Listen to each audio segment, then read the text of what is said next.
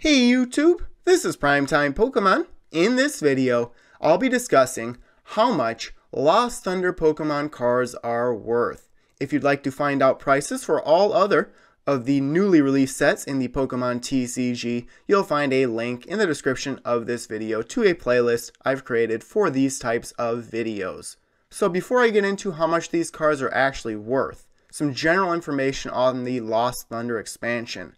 Lost Thunder is the 81st set in the Pokemon TCG and the 8th main expansion in the Sun and Moon series of sets. Official release date for the expansion, November 2nd, 2018.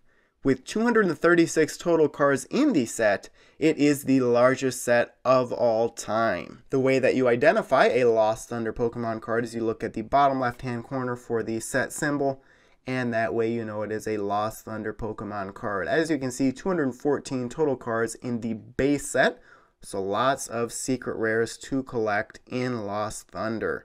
If you'd like any more additional information for Lost Thunder, make sure to check out the set review and summary video I did for this expansion. So now getting into how much these cards are actually worth. And the way that I determine Pokemon card values is I look at sites that sell Pokemon cards, like a Toad, a TCG Player, Collector's Cash, Poke Order, and then I also look at sold listings on eBay to see how much these cards actually sell for. Now this set is a little bit different than other Sun and Moon series sets. There are some rare holo cards that are worth some value. Actually, the most valuable rare holo in the set would be Jumpluff. This is the main attacker in a Lost March deck. As you can see, it has a free retreat cost, and it can do major damage for only 1 grass energy. Surprisingly, this card is very tough to pull. I have not pulled this card in rare holo form yet. It is worth $10. And then Naganadel and Giratina, two other rare holo cards in the expansion, are both worth around $5. I'll go through all of the ultra rares and secret rares now, and it is important to remember that prices do fluctuate. If you are a collector, it is much better to wait until the set has been rotated out of the standard format. All of the prices of the cards will drop significantly. First up here, I'll look at the Pokemon GX, the regular GX. There are 13 total in the expansion. These cards range in value from $3 to $19. On average, you're looking at 3 to 5 per booster box.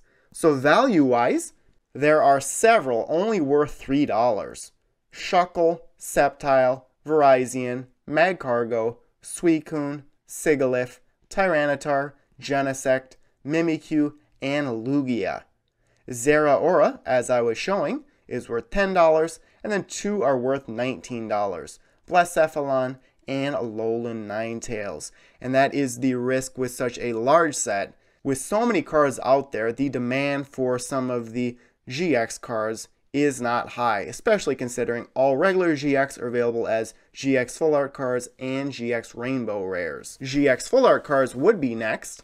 There are 13 total GX Full Art cards. These range in value from $4 to $29. I definitely prefer the Full Art cards to the Rainbow Rares. So Sigilyph and Genesect are both worth $4. Shuckle and Virizion are worth $5. Lugia is worth $6. Magcargo, Suicune, and Tyranitar are all worth $7. Sceptile and Mimikyu are worth $8. Zeraora is worth $16. Blacephalon is worth $22. And Alolan Ninetales is worth $29. On to the GX Rainbow Rare cards now.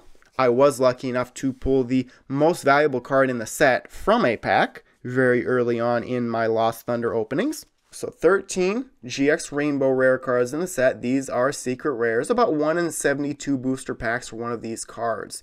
These range in value from $8 to $38. Sigilyph and Genesect would both be worth $8. Sceptile and Virizion would be worth $10. Shuckle, Magcargo, and Tyranitar are all worth $13. Mimikyu is worth $16. Lugia is worth $22. Same goes for Suicune. Blacephalon and Zeraora are both worth $24. And then the Alolan Ninetales that I was showing is worth $38. Next up would be the Prism Star cards. 7 total Prism Star cards. These really are not worth much. I was able to pull out 5 in one booster box. You're looking at 3 to 5 per booster box. These come in the reverse holo slot of a pack. Now the 7 range in value from $1 to $2. The only Prism Star worth $2 would be Ditto. So the other 6 would be Lusamine, Thunder Mountain, Celebi, Heat Factory, Xerneas, and Life Forest. The main reason these cards have little value is because you only can use one copy in a deck. Full art trainer cards would be next, 7 total. These range in value from $6 to $35. Surprisingly, I've only pulled one full art trainer from a pack. I would love to pull the most valuable one, Professor Elm's Lecture. So Whitney, Morty, and Kahili are all worth $6. Faba and Mina are worth $10. Judge is worth $21, and then Professor Elm's Lecture is worth $35. Finally, the secret rare trainer cards in the set, 9 total. These range in value from $6 to $22. These are about 1 in 2 booster boxes. In between GX Rainbow Rares and these cards are a little bit tougher to pull in my opinion. So value-wise, $6 for Wait and See Hammer, Adventure Bags worth $10, Counter Game, Choice Helmet, and Custom Catcher are all worth $11. Spell Tag and Electro Power are worth $16. Lost Blender is worth $19. And then Netball is worth $22. As far as the 5 most valuable cards in the set go, Alolan Ninetales GX Rainbow Rare is the most expensive, $38. Professor Elm's Lecture Full Art is worth $35. Alolan Ninetales GX Full Art is worth $29. Blacephalon GX Rainbow Rare is worth $24. And then Blacephalon GX Full Art is worth $22. So there's a look at the individual card prices for all of the Rare Holo, Ultra Rare, and Secret Rare cards in Lost Thunder. Now when it comes to tips for collecting cards from this set, with such a large set, it is that much more important to just go out and buy the individual cards you're looking for. As a collector, you always want to wait until these cards have rotated out, so the demand has diminished and the prices have gone down significantly. For the time being, I think a lot of these cards will remain steady. Blacephalon and Alolan Ninetales, I think, are the best cards in the set, and those should really remain steady. They may even increase in the future if you see those cards being used quite a bit in some regional championships. Now, as far as future value goes, I think there is some intrigue around this set just because it is such a large set overall. So that will pump up the prices of these cards in the future. This set does include lots of second generation Pokemon, and I think a lot of people do like the second generation best. So overall, this is a very fun set to collect, lots of cards to add to your collection, and because there is so many cards, a lot of the cards are a little bit cheaper to buy individually.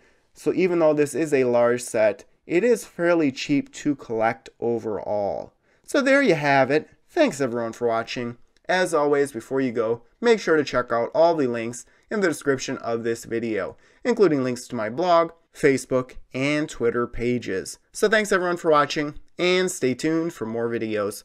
Thank you.